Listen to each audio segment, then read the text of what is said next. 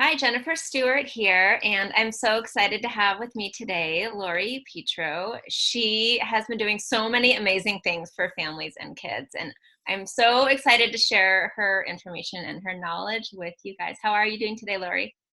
I'm good, Jennifer. Thank you for having me. I am so excited to share your information with everybody. I think it's so important, all this, the conscious parenting and how to bond with kids. And I think so many people are still kind of learning about it. They might have heard about it before, but they might not really know what it is. So I want to give it a little bit of background on Lori, who she is and why I think she's so amazing. So Lori Petro is a child advocate. She's the creator of the Conscious Communication Cards. You guys can see those on her website. And the founder of Teach Through Love, which, just the title of that is amazing, right? Because that's how we can get kids to listen to us, through love. It's an online resource offering trauma-informed education and support for parents and professionals. Lori is passionate about helping adults understand and nurture their highly sensitive children and dedicated to teaching us how to communicate without blame, shame, judgment, or guilt. And I love that because that's not the way that we're really going to get our children to understand and bond with us, right? But that's kind of the old school methodology. So, yeah. But I always like to ask, because I think it helps people kind of see your background and bond with you a little more. How did you get started on this mission of wanting to help people understand about teaching through love? Well, first, thank you for that. I'm humbled by your kind, generous words there.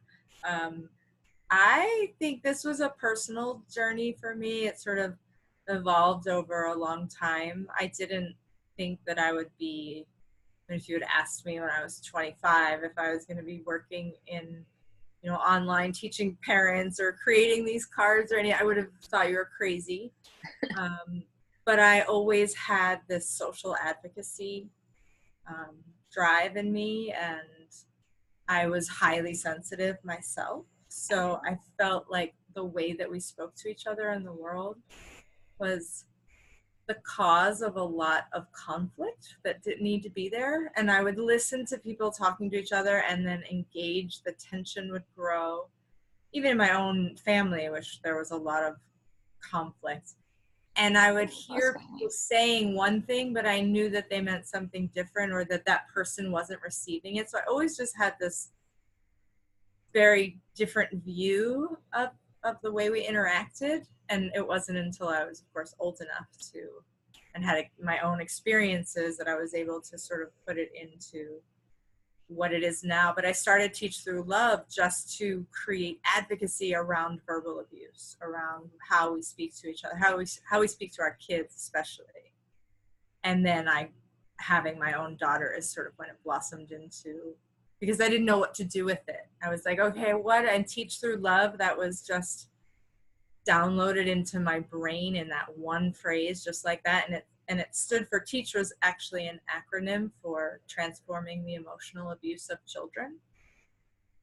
But nobody really wants to think that they're emotionally abusing our children, right? So it didn't. So it evolved over time into this idea that let's just nurture our kids. I think I started off as a very defensive, like we have to stop this and fight against Yeah. the system. And I moved into this place of let's just nurture what's there. Like even our children, when they're at their what seems like their most awful space, and where they have no flexibility and no kind words can come out of their mouths, can we still nurture them in that moment? And I felt that we needed to, and so that's how it started and then evolved into what it is now. Yeah. No, I love that because I think all parents want to do their best by their kids, right? Nobody's trying to harm their child. But No. I think, a lot of people you're not sure like how else to get your kids to listen or to get through the day when times are hard. So yeah, and as you were talking, I was thinking about the old adage, sticks and stones will break my bones, but words will never hurt me. But that's not true. Unfortunately, words like emotional wounds, maybe we can't see them immediately, there's no marks left on the outside, Yeah, but the marks left on the inside can make such a much longer lasting impact on a child, for sure. definitely. Yeah. Definitely. And it's not even just, this overt type of abuse, because again, parents aren't out there, you know, there are of course examples of abusive situations, but I grew up in what looked like a very typical suburban happy family. And so it was a lot of guilt and, you know, stuff that was said that was just like the guilt was just part of the culture, and it was part of what my parents grew up with, and that was just being passed down. Or the shame. I have a family member who says the word shame now as a joke because, like, that's how it came out in her family. Like, there was a parent that actually would be like, shame, shame, like actually would say those words. And so now it's like this family joke. Yeah. Because it's so absurd that it would be, but no, okay, so that maybe that's more, but that was like a funny example. So we have all these, you know, ways that we experienced it. Some of it was overt and really obvious, and some of it was just like this hidden guilt. And, you know, I'm trying so hard, and why aren't you doing this for me? And why aren't you behaving? And it's just like, it's like we plead with our children and we give them so much responsibility and power that they can't handle. And then we blame them for not being able to handle it. So it's just these really, it's these cycles that they're hard to see because we don't mean to do it, like you said. So yeah, the no, communication is a definitely. big piece. Yeah, I mean, I think some of the guilt stuff is oftentimes, you know, a parent feels like if their child isn't doing whatever they're envisioning they're supposed to be doing, then the parent feels guilty because they feel like somehow they've failed. But even it might not be something the child needs to do. So then they turn that around and it kind of comes out onto the child. Yeah, like, why aren't you doing better in math? Or why aren't you, you know, practicing piano? Or I wonder where that came from, because, and I'd love to hear what you think about this, because there are these ideas that if we, you know, parent according to this, and everybody has their own set of specifics, but it's like if we parent according to these certain set of rules or by these guidelines, and we do it well, then we'll get good kids who do what we want and who, you know, we can parade out in front of society and we're like, look how good my kids are. Not that we're saying that, but where did that idea that we have to follow like this set of rules even come from? Or the set of like, if we do this, then we're going to get good kids, and then if we don't have good kids, then it must be something that we're doing. yeah, well, I think that's been passed down through generations for sure. And I think it's coming in from society. You know, it's kind of like a lot of stuff that happens in the public school system. We're not necessarily thinking about how the child is developing and to help them, but we think if we can like make them be a certain way from the outside in, like we can push it in them to become whatever society has deemed I think is. you hit on it too, is the developmental piece. We have no idea. We have no idea how humans really developed or what they needed. Yeah. So that's a big piece. But I just wonder about that, because it's not like somebody said to me ever, you have to do this, this, and this to be a good parent. Like, it's not like it's said to people. Not maybe straightforward, but I think in conversations with, This judgment that we yeah, feel from. well, just go on Instagram and Facebook now. You know, at least some people are getting a little more real, but it's often like people are posting, look how wonderful my child is. Look how great. So then, But then I was thinking you were talking about in the comments. oh, People just they're so angry, and they share such, sometimes, not all people obviously, but I've noticed that people, yes, even if they are sharing, you know, these glamorized views of, you know, images of how parenting looks, the people that are sharing the really real stuff too are getting this vile feedback. And it's like, right. when did we grow to hate everybody so much just for making a different choice than us? And I think that says a lot about how we feel about our children and whether we want them to have a different idea than us or a different choice. Like, it's so, if we can't even accept that from the adults around us or when we're online, For sure. such a, you know, society is telling us how we should view children and their place and what their value is, I think. No, it definitely is like that. Because when I chat with the families I serve, they will say that, yeah, like they know in their hearts like what's the right thing to do, but it's so hard because when you go out, when they take their kids to school or they're out, at the park, they feel those judging comments and eyes when they share what they're doing or the way things really are. So I think it's just so much societal pressure. And I know if parents could know that if they listen to their hearts and they listen to their kids, like their children are going to develop to be happier, more successful versions of themselves, they're going to be happier. But yeah, there's just that constant judging. But like I teach my own children, that remember that people who are constantly judging others, those are the people that really have a lot of self-esteem issues on the inside. And they're seeing the problems that they know they have in others, right? And so so yeah, you have to remember if somebody's judging you, that's their problem, not yours. But it's hard. We feel it. We still feel it. I was Yeah. thinking when you were saying if we feel all of those eyes, wouldn't it be nice if there were like these ambassadors of, they could somehow signal to those frustrated parents, like, it's okay. You can, take the time and let that child scream. I'm here with you. They Yeah. scream. Every toddler, like if there's a parent out there that has not had a toddler scream out in public, I want to meet you and Yeah. drink magic syrup. But until, like we all have these kids that do the same thing, and yet we hide them away as if they're, Yeah. horrible for wanting more candy when we take them to, a store with aisles and shelves of brightly colored Oh deliciousness. yeah. So. No, I can relate to that a ton because I have a local business, a preschool, and so a lot of the families I serve are live locally. So I have three young children, and I've been doing this business since they were little, and I take my kids places, and of course they would have fits. I have one child who had huge fits, and there would always be some of the families that I serve around, and it was like, yep, the child development specialist here has a child who's screaming. It's a child, yeah. Yeah. And I know it was so hard to like remain in that moment, of not having total embarrassment of, I know everyone's watching. Okay, what's she gonna do?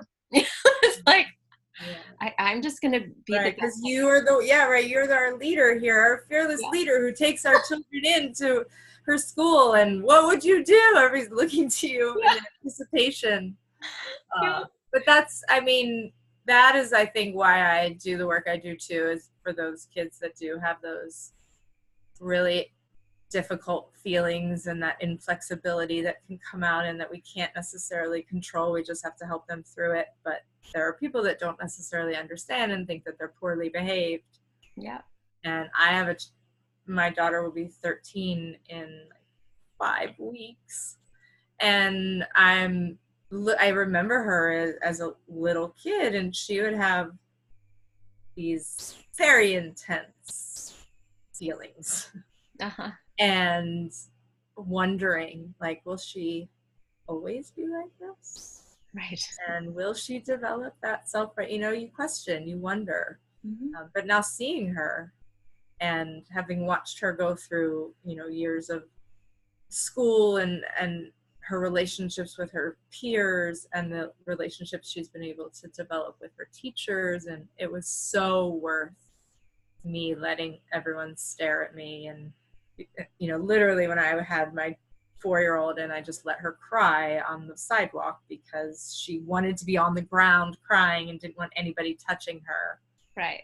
And I was like, I'm going to honor that for you, kiddo, because you're not hurting anybody and you're not really disturbing. We were on the public sidewalk. So it was like those little moments that seemed so big at the time. If we can just support parents through them so that their kids can grow into those teenagers who really do have a lot more flexibility and are able to use words. And my daughter's so empathetic with others, and I think that was, for me, one of the biggest pieces. Where Self-regulation. do you think that grew out of? Through me being emotionally responsive to her, even when she was angry and hitting or kicking or doing something that, she wasn't supposed to be doing. It was me being, and I was so much easier when she was younger. For me, like 0 through 7 are like a breeze, but 7 through 12, I'm like finding my still, more shaky and feeling like, what am I doing? Sometimes it just feels, I was much more, maybe because she was smaller too, but it was really easy for me to look at her and remember that her brain wasn't fully developed, and that whatever words were coming out of her mouth were expressing this pain that she was feeling, or this frustration, whether she had a lack of skill, or whether she was feeling disconnected from me, or whether she was just feeling stressed by the environment. There were too many people, it was too long of a day, it's too hot, whatever it is. So just really honoring all of those things that could set children off, and helping her develop this understanding of herself and what her body does when she has those feelings. For me, that's what created, that was the path that I followed, because that's what science tells us kids need, right? So I wasn't just making this up, Right. but that's the kid I got. And because I did that, because I was just, I didn't use punitive force with her because it wasn't necessary. Would it have worked in certain moments? Absolutely. I'm sure, punitive force, especially with little kids, So that's a short-term working. It's tempting. It's so tempting though to just use it, right? And well, and we all do sometimes, because we're human. There are times we all will have a moment where we just can't take it anymore for a second, and then you're like, oh, wait a second. Oh, definitely that too. Yeah. But I stayed away from, forcing her to do things by external controls. And so she has a lot of self-control, and it's amazing to me because she has self-control around things that I don't even have self-control. Like, she went to the birthday party. She's like, yeah, I had like a little piece of cake, but I had a lot of sugar this week, so I just skipped it. And I'm like, in my head, I'm like, oh, that's, I say outwardly to her, oh, it's nice thinking of, you taking care of your body like that. It's good to notice. It's a good tip for mama, because I'm not even that good at things. Yeah. Meanwhile, you're thinking, did you bring the rest for me? Yeah. No, right? You didn't throw it in the trash, did you?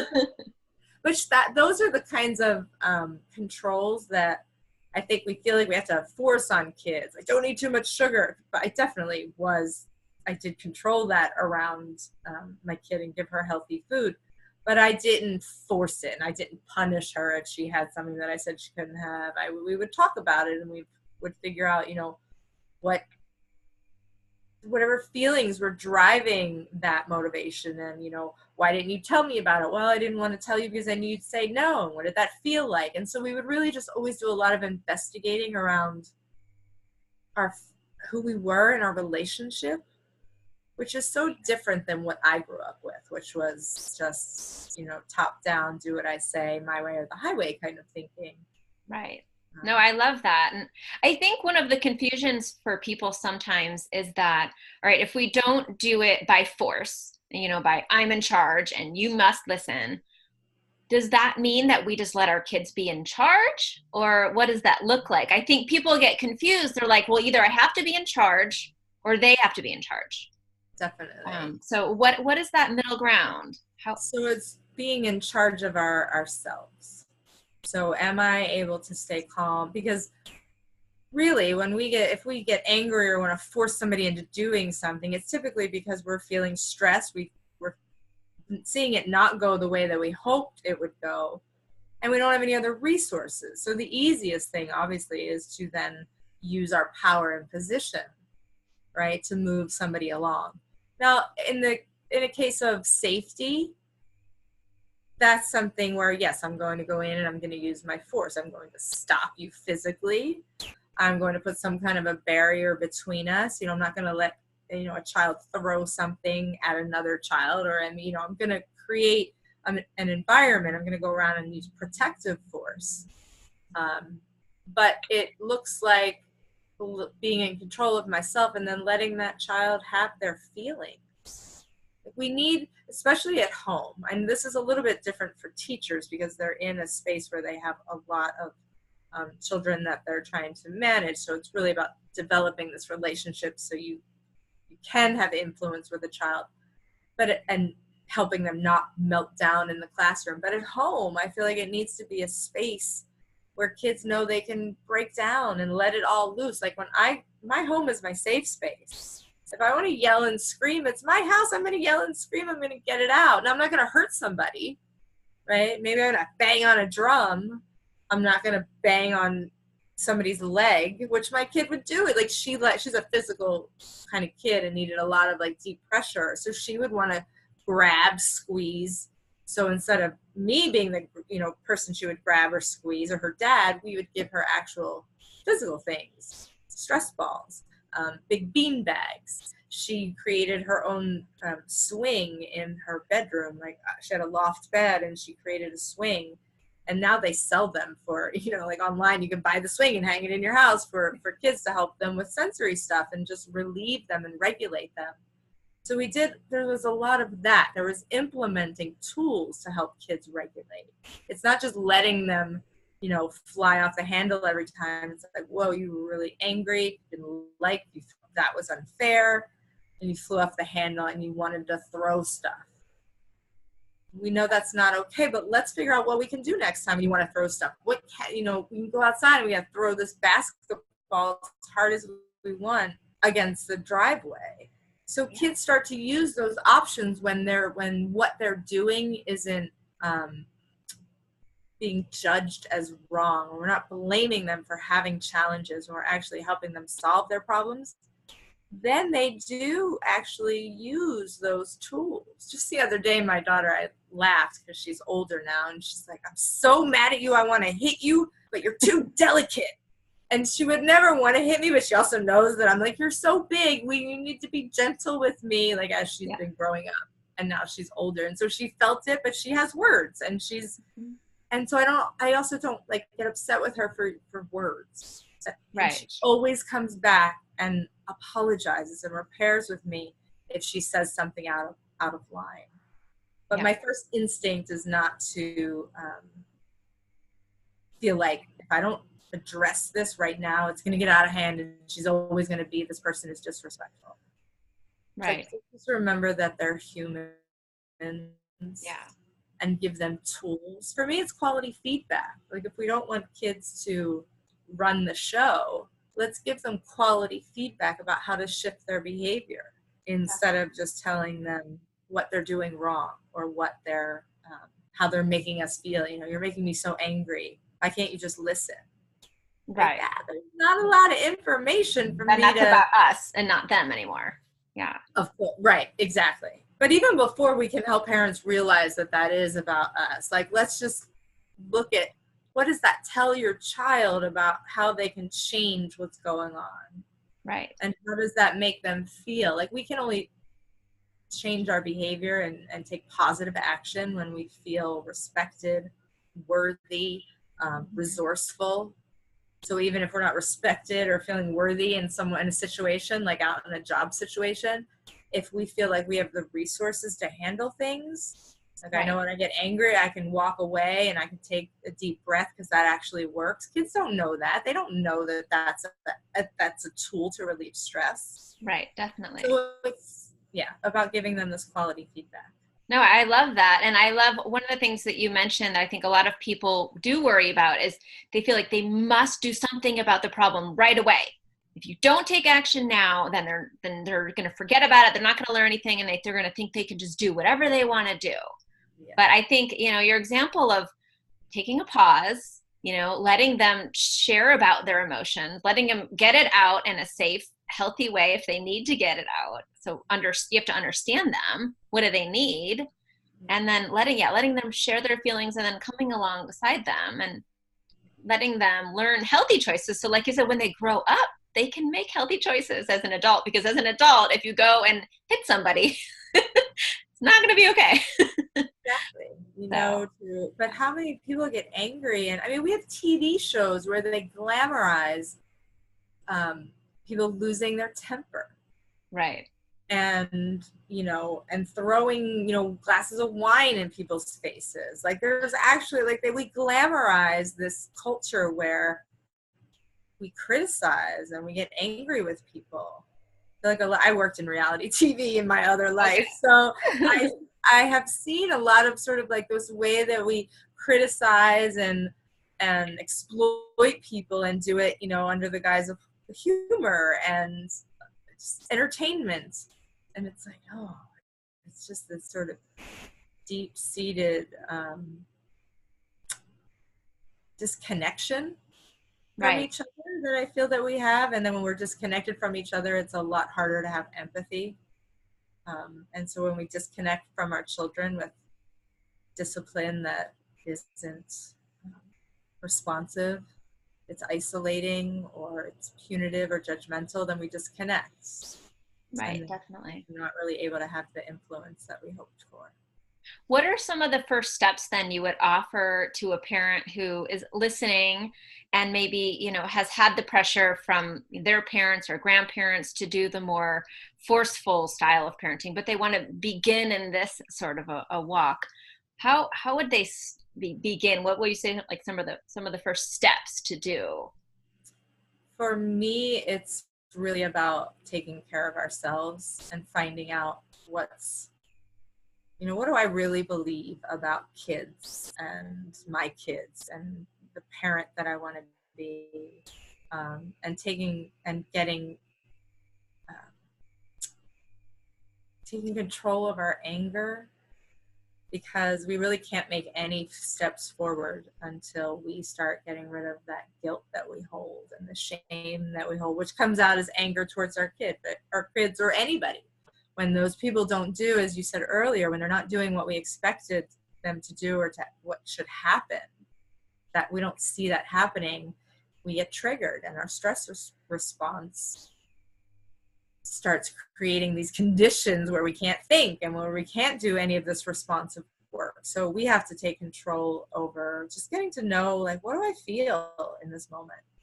Like when your kids are doing something, instead of even going to them to try to stop, unless somebody's of course going to get hurt, but if there's no fire danger that you have to run to, just sit with yourself for a moment, walk away from the situation, take some deep breaths, get a glass of water, and just try to figure out what you feel.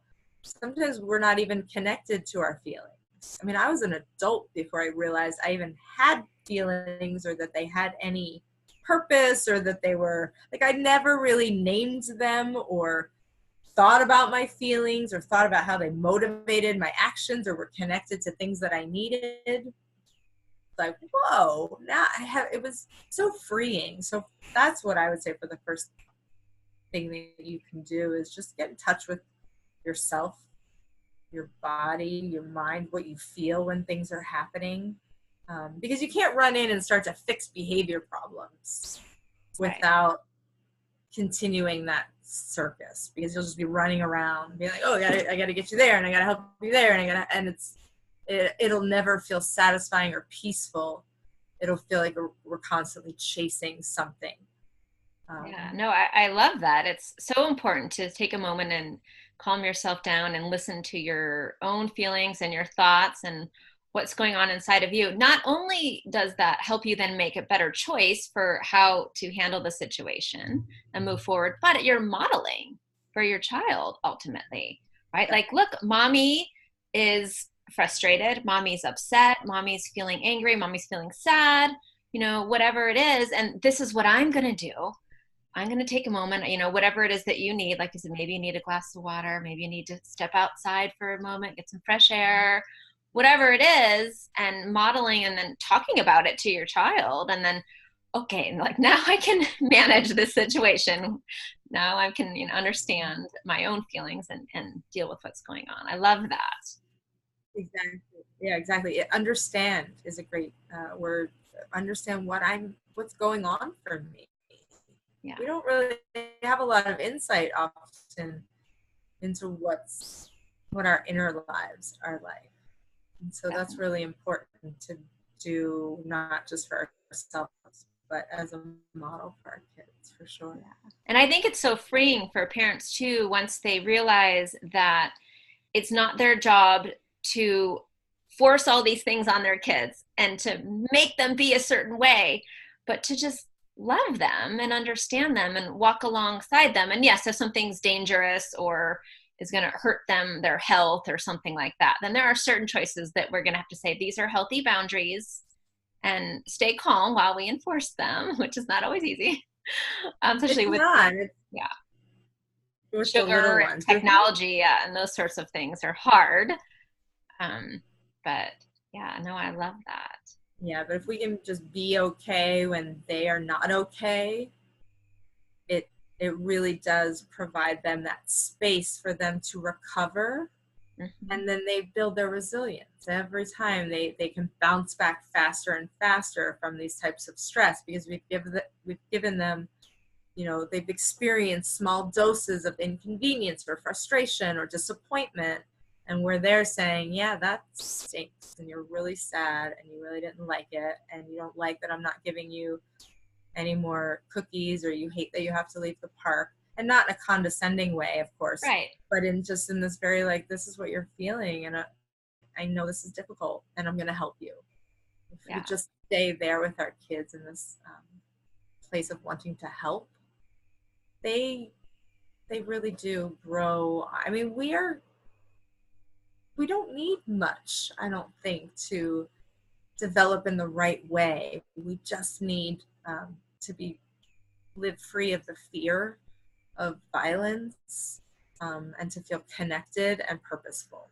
For me, that's what's really important for us. No, I love that. I think that if people in general would, begin to really believe and understand that, and kids want to be kind, they want to do their best, that's what they want on the inside. Maybe they don't always know how, but they might stumble and trip, and that's okay. That's part of becoming stronger in the end. So I love the way that you explain that, understanding all of their feelings, and that's beautiful. So, and I know I want to get us wrapped up here soon, because we're starting, I don't want it to go too long for our listeners, but I want to definitely encourage people to come to your website and learn more about you. You have some amazing, beautiful resources to help people in many different avenues that they're struggling with in their parenting. And if you could share a little bit about what you have on your website for people, that would be wonderful. So there's, like you said, lots of different resources. For people that like to watch videos or just listen to sort of parenting questions, you can go right to my YouTube channel. I have like over 100 videos that are just specific questions, like what does this sound like and look like in practice, for people that are ready to maybe start making some changes. I have a 10-day course, which is these are all free resources, of course, that you can jump in. It's called Chaos to Cooperation. And I know that we're going to offer your listeners my ABCs of Conscious Parenting, which is an ebook and an audio transcript, just giving us the basics. Like, for me, it's the ABCs, right? It's attachment, brain science, and communication. Those are my 3 ABCs. So this is that new lens that we want to look through when we want to support our children, or when we need to shift a behavior. So there's lots of free resources like that for people that want to. Some people like to read, so there's transcripts. Some people like to watch that you can check out. Oh, So frozen there. Sorry. Yeah, we froze for a second, but you're back there. There we go. But beautiful. So, and what is your website? If you can give them the URL, can you hear me? Yes, I can hear. Did you hear what I was saying? Was it going in and out when I was? Yeah, it was a little bit in and out there, but we'll definitely have all the links for everybody as well. Okay. But if you could, so go ahead. teachthroughlove.com.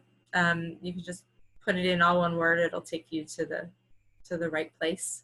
Or just Google Teach Through Love and it'll pop up. You can also find me on Facebook. We have a big group on there where you can get support. I feel like when parents feel supported, even if they don't have all the resources or all the answers and you don't know what you're doing, if you can just reach out and there's so many parents that can just say, hey, oh, I was there. Don't worry. You're doing it right. You're on the right path. Don't worry. It feels like this. And that helps just get people through the moment. So I Yeah, feel like when that's beautiful. And that's nice that you have the online community for people who maybe don't have that local support, or they don't have that kind of support in their family, but then they're able to find it there and grow, and then maybe they can be a light in their community. So, yeah, beautiful. exactly. Well, thank you so much for chatting today, Lori. It was really nice to have you, and I hopefully our listeners got a lot of wonderful ideas for how they can begin this path, or continue on it if they've already started. So, I hope so. Thanks so much for inviting me. thank you.